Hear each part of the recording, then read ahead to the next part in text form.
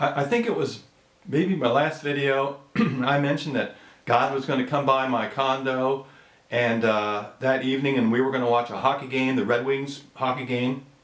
And anyway, we were watching the game, and at the end of the first period, we were just sort of just relaxing, and God asked me. He said, you know, there's a number of things that I'm curious about. I've been reading about religion on earth, and God asked me, he said, there's this one phrase that kind of puzzles me, and it's Jesus died for our sins is the phrase.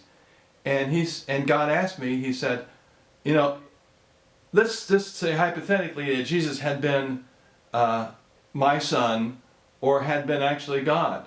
How does it work? What's the dynamics behind that phrase? Jesus died for our sins. How can somebody dying on a cross in any way factor in to the sins of other people? And I'd heard that phrase, of course, many times, and I thought I would have a ready answer for him, but I didn't. When I stopped and thought about it, I was going to explain it all to him, and I really couldn't do it. And I said, you know, yeah, that doesn't make a lot of sense. I cannot explain to you exactly, you know, how being crucified works in any way as far as dying for our sins.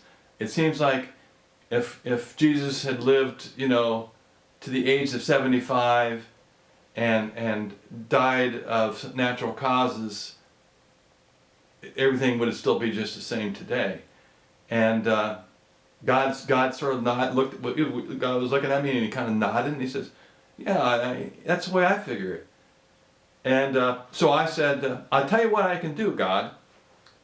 I said, since I'm your prophet, and I'm making videos as your prophet and putting them on YouTube, I can ask people, anybody who might view this video, to explain that in the comments below. And you explain it in the comments below, somebody, anybody who can explain that, and I'll pass that on to God. And we can work it from there. Anyway, anyone who has any ideas, you know, comments below. Thank you very much.